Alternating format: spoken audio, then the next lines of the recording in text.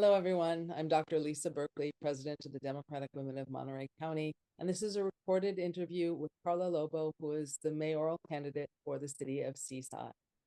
With me is my sister DWMC board member, Monica Andrade.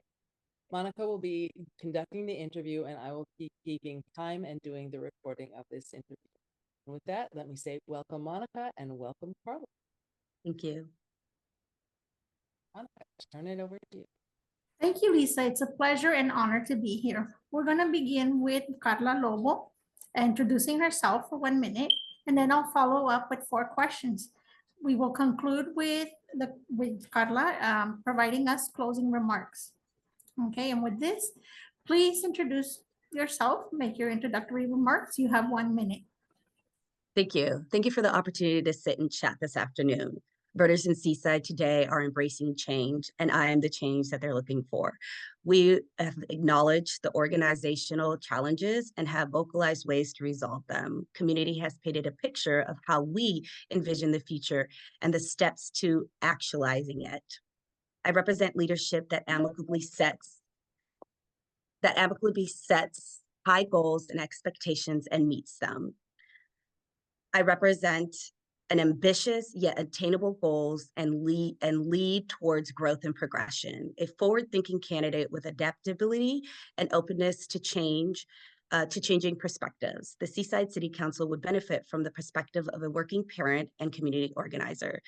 Help me today continue the voice of the people and progression now in Seaside. Thank you.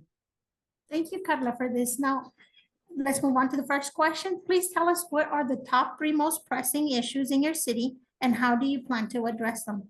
You have up to 5 minutes to respond. Awesome.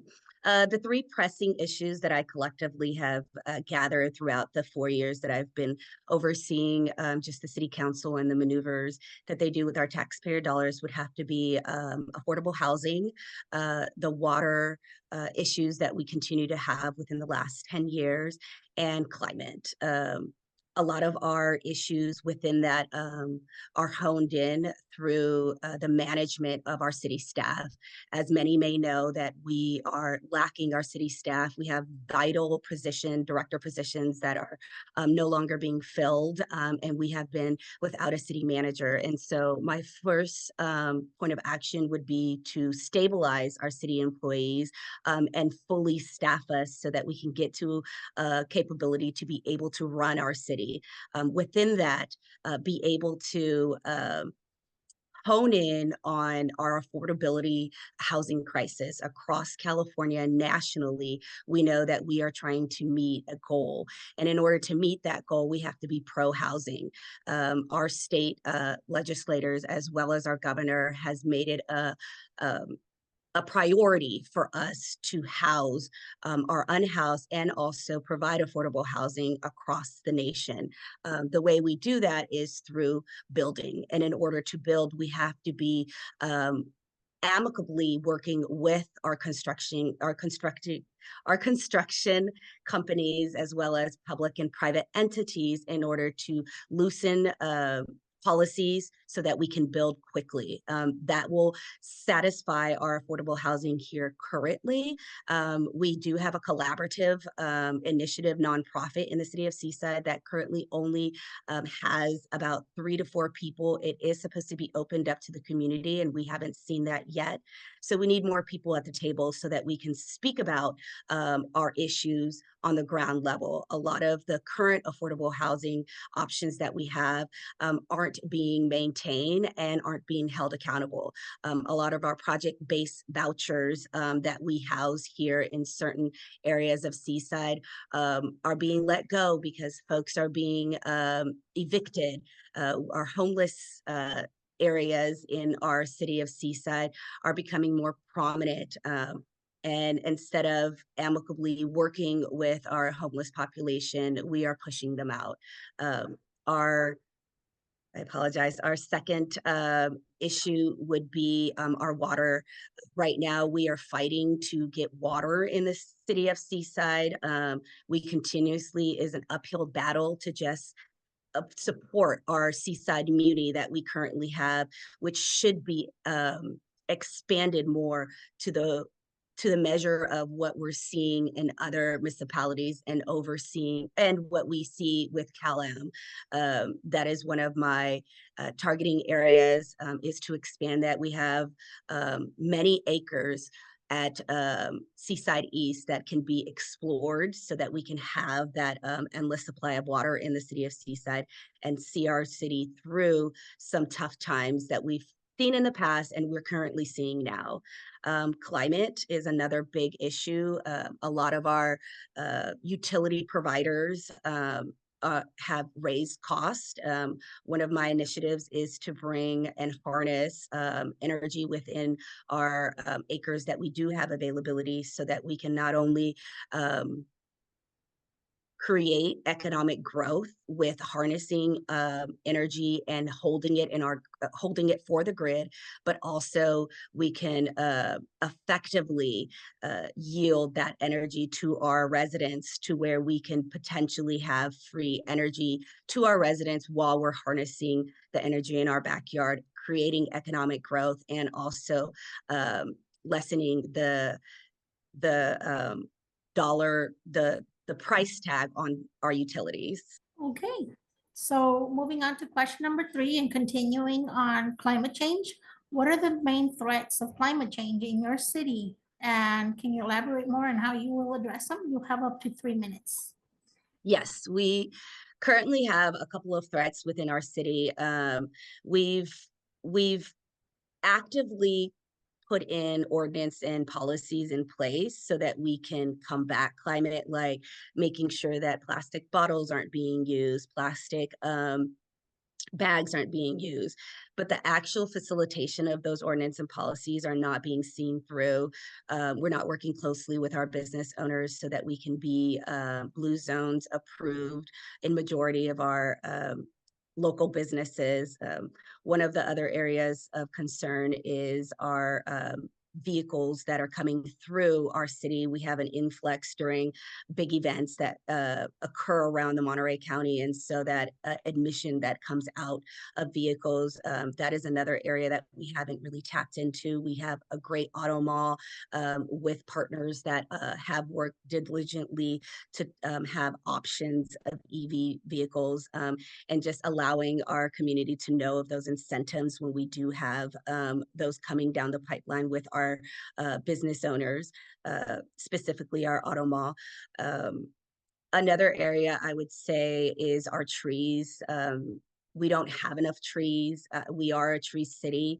We diligently try to plant trees as much as we can through our Parks and Recs Commission, which I am a commissioner for. We have two programs right now that facilitate trees across Seaside and within individuals' personal homes as well. So we're not only just planting trees on city property, but also personal people's private property. And that's programs that we're hoping that is going to take and utilize and be utilized in a way where we're expanding our trees so that we can provide more oxygen within our community and also lessen admissions that we have come down, but not only through cars, but also our transit, our transportation. Our transportation currently is looking, Monterey Transit, I believe, is looking to switch out, if not already switch out their buses into more energy efficient buses that we currently see in our city roads. With that, we're looking to expand into our education area, where we do have great relationships working with partners, but I think streamlining those conversations and negotiating a better position for Seaside, I think, will be our key component. Our relationships with our county and our outside partners can be strengthened, and through negotiations and amicable collaborations, I think that we would have more opportunities coming down the pipeline from state and federal that could aid us in not just grants, but also potentially have Seaside be a staple for climate change in the future and countywide. Okay, thank you for that. Our next question is on housing. The California Democratic Platform supports, and I quote, allowing local communities to create strong tenants and affordability protections without the conflict of state law. What are your thoughts on this? You have up to 3 minutes to respond. I think that's it's an admirable goal that all want to reach. When we talk about affordability, there's different aspects of affordability. There is HUD that provides project-based vouchers. There's also low to moderate income levels that can qualify you depending on the property or depending on the area that you're trying to live. So when we talk about and narrow down affordability, what does that look like for our residents? That looks like holding those corporations accountable, being more aggressive when we talk about bringing in partners to construct and build affordability, and what that looks like when we disperse that affordability.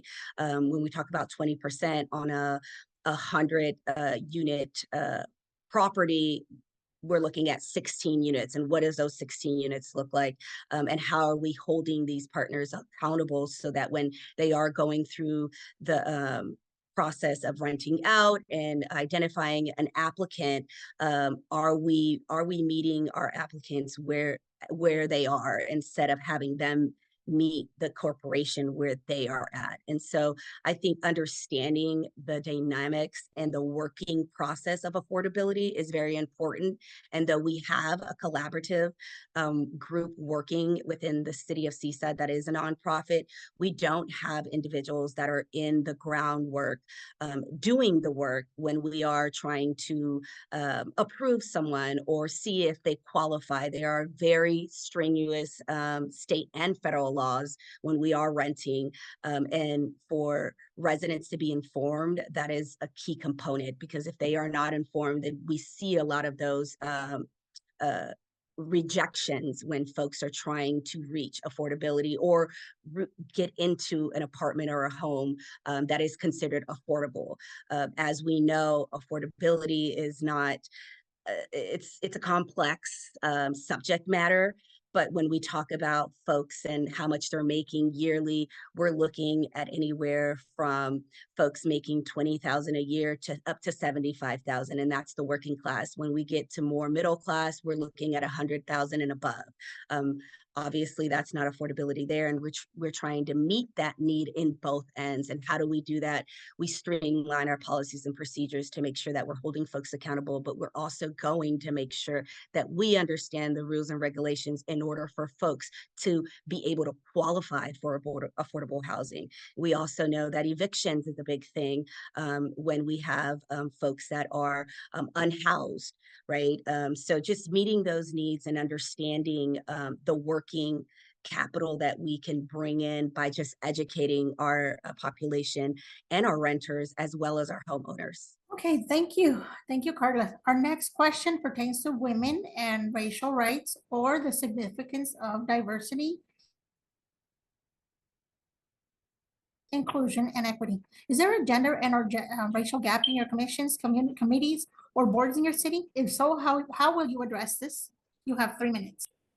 That's a great question. I think across the nation and locally, women are stepping up to the plate. They're taking on leadership roles and taking that next step to bringing women to the forefront of today's fights. As we know, for decades, women have been second-class citizens, and we see that prominently in high-level positions. Even so much so, when women sit in those high-level positions, they're always questioned one way or another.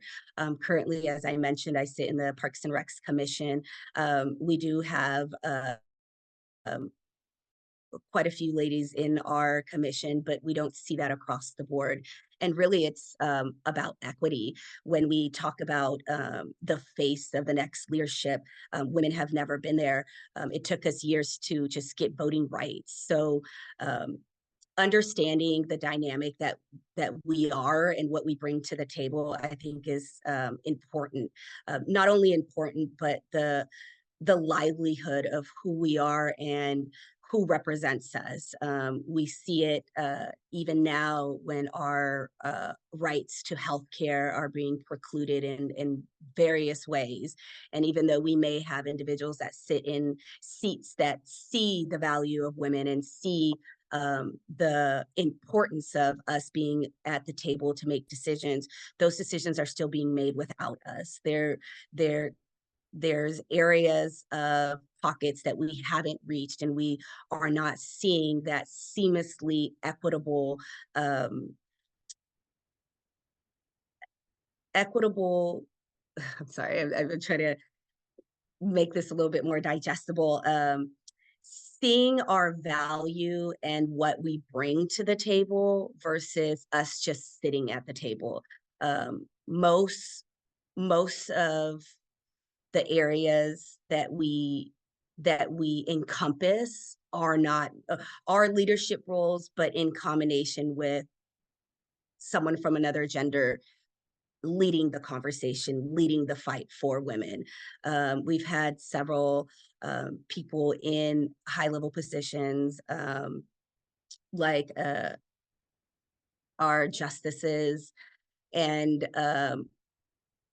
though we may have powerful voices, we seem to fall short when we need collaborations and support from others.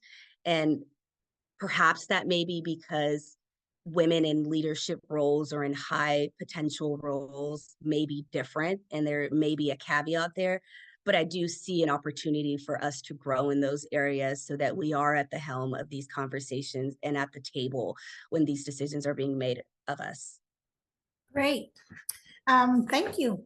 So we will now end with your closing statement. What would you like our listeners to take away about you and your candidacy? You have 1 minute. Thank you. The quality of life of our residents is where our city's vision begins. Ensuring our community is strong economically and socially is where our future leads us. Collectively, visualizing our bright future, working towards mutual city and county goals, and boasting about Seaside to our friends and partners countywide brings us together today to move Seaside ahead. Our residents are at the heart of decisions made and accountability held with our future endeavors in mind. When we envision maneuvering taxpayer dollars, we encompass housing options that include affordability for all income levels, strong economic and social infrastructure, robust options for an abundant water supply, and climate capabilities to protect our natural resources. These are key components that navigate the voices of our community to help prosper Seaside. I ask you today to help me move forward our city of Seaside in a progressive way where we can see change now and the fruits of our labor. Okay, thank you so much, Carla. Thank you, Thank Carla. you so much for the opportunity. And thank you, Carla, and thank you, Monica, for being here. And Carla, we wish you the best of luck in your campaign, and we'll see you out in the community. Thank you for your time. Awesome. Thank you. Bye-bye. Bye.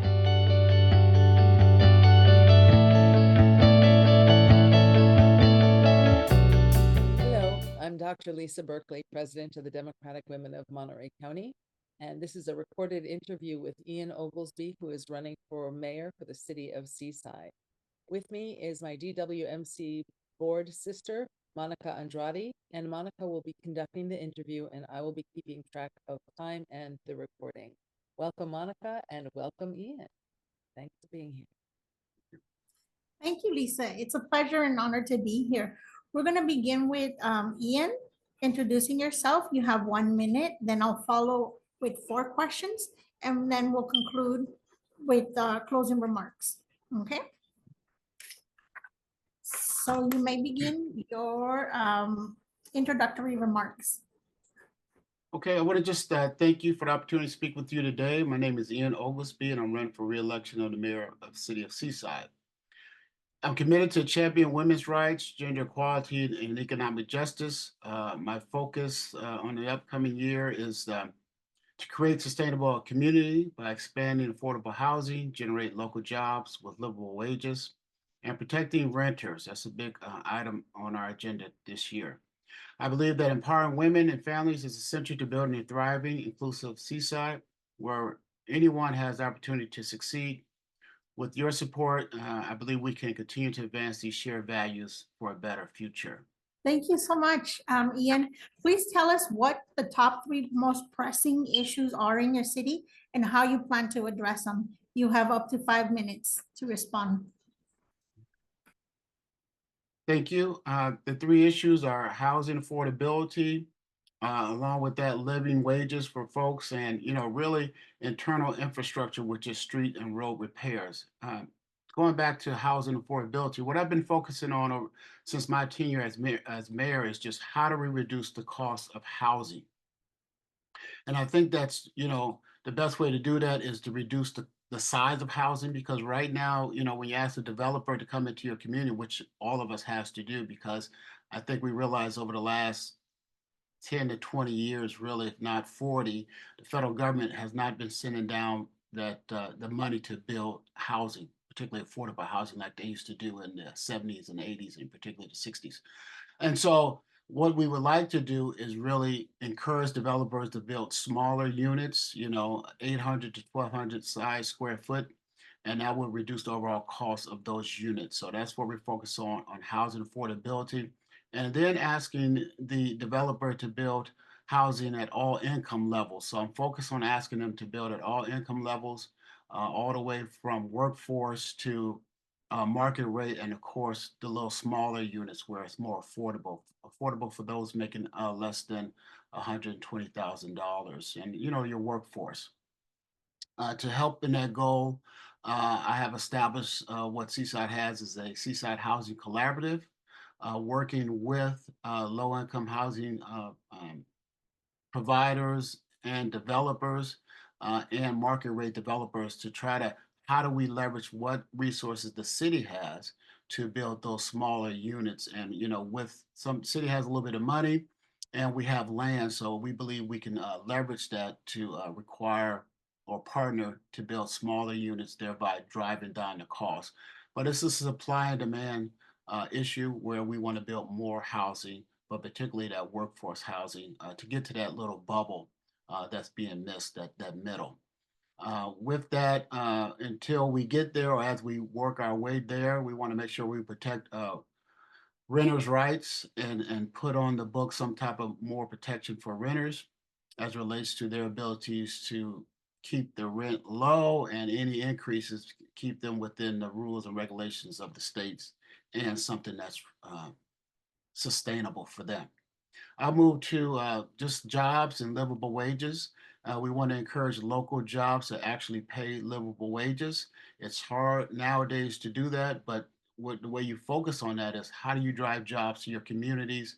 We have a couple of major developments coming. We have land on the former Fort Ord that I'm looking to develop over the next several years that will drive local jobs here, and working with the local unions and business owners. How do we create a stabilized livable wages for them to do that? Next, taking that money, that tax money that comes from this economic generated from developable land and economic development, we look to use and put that money back into our infrastructure, starting with our roads and sidewalks. Over the last 2 years, we have put in major amount of money for our roads and sidewalks, up to $10 million. We're on the second and last phase of that initial batch of roads. And the community will see that this summer, way before election time. But that's what we want to do, drive that money back into our infrastructure and back into our parks and back into our buildings. And so I would say the top 3 are housing affordability, building housing at all income levels, and driving down the costs of housing and taking the pressure off our renters and renters protection, livable wages where people could just have one job and not maybe 2 or 3 to be able to afford to live here and stay here. And then the last, taking the economic development engine and putting the tax revenues from that back into our street, roads, parks, and programs for our youth and family. Those will be my top 3 priorities over the next several years. Thank you. Thank you so much, Ian. So the next question is on housing. The California Democratic Platform supports, and I quote, allowing local communities to create a strong tenant and affordability protections without the conflict of state law. What are your thoughts on this? You have up to 3 minutes to respond. I'm in full support of that. I'm in full support of that, and I think it's important. Again, part of it comes from supply and demand. And so, like I had to remind people, we live in one of the most beautiful places on the face of the earth, and people come here from all over, and they come sometimes with money, sometimes they come with retirement money, and that drives up the cost of housing for those of us that live here and still work. I'm retired now, but I used to work, and I'm still struggling to get by here, so to speak, like everyone else. But I fully support renter protections, and I support some of the mechanisms that are on the books today. We do have to see how it works in Seaside. How do we, craft the language that fits our residents and protect them the most? And that concludes my comments on it. Thank you so much. So our third question goes to climate change. What are the main threats from climate change in your city, and how do you plan to address them? You have up to 3 minutes to respond.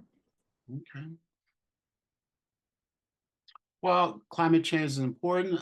We just, not just, but a few months ago, we put out an RFP, and we have a consultant working on our climate action plan. So we expect that to be back within the next 10 to 12 months with community input, and we suspect and we will implement that plan. It's hard for us to do it. We need to do it in conjunction with our residents.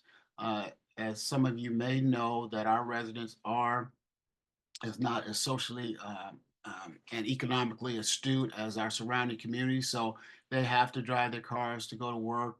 They can't sit in their homes and do their work. They actually have to get out and either get on the bus, get on the car, or walk to work. And so when we talk about implementing climate action plans, my goal is to not make it so harsh on our residents that puts them at a disadvantage. So I do feel that we will implement and we will reduce our climate input, our footprint.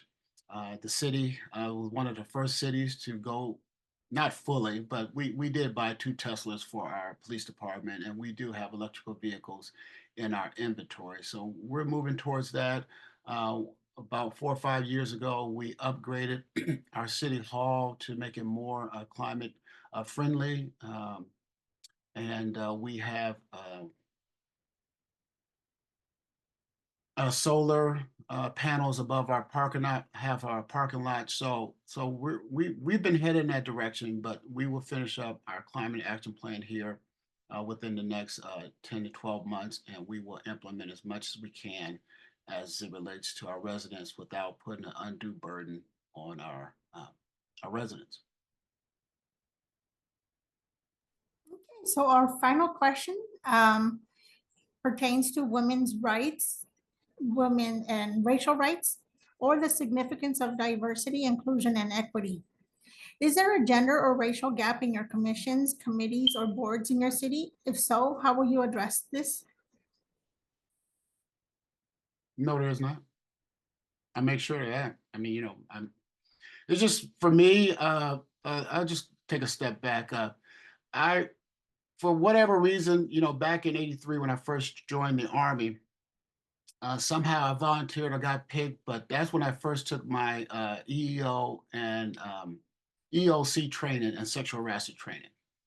And I did that for about 10 years in the Army, training other soldiers. And then when I went to my second career, I guess, for the California Department of Corrections, for the last 20 years of my 27 years at the department, I taught EEO and sexual harassment, And so for me, it's important and it's obvious and it's ingrained in my DNA that everybody should have an equal opportunity. People should not be harassed. And so when I come to my appointments on my boards and commissions, they're equally diverse with male, female, all races, all colors, all attitudes, and so when you're talking about diversity, equity, and inclusion, I think Seaside has a good record on that, and I maintain that record.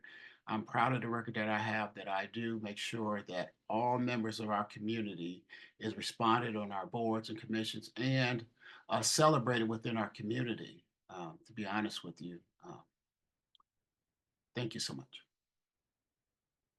Okay, so that concludes the question portion. And so we're going to move on to your conclusion or final remarks. What would you like our listeners to take away from you and your candidacy? You have 1 minute. Again, thank you so much for hosting this. This is an important vehicle to get my voice and my vision out for the city as it moves forward. Again, I don't think I have the best ideals, but I listen to what my community wants, and I try to move those ideals forward. We have been doing that over the last few terms that I've had, and I look forward to another 2-year term. But most importantly, I think moving forward, I'm the only one in this campaign for this role as mayor of the city of Seaside that has the experience and leadership to get stuff done. It's I won't denigrate the other candidates, but if you have to ask me, and I'm saying if I ask myself, I have the leadership and the experience to get done and move the city forward. Thank you for taking your time, Ian, on this Sunday morning to come here and present your case, and best of luck, best in your campaign. All right, Monica and Ian, thank you both so much for your time today. And Ian, we'll see you out in the community, and best of luck in your race. Thanks. Thank you. Okay, bye. Thank you for taking your Sunday. No. Okay, take care. Bye-bye.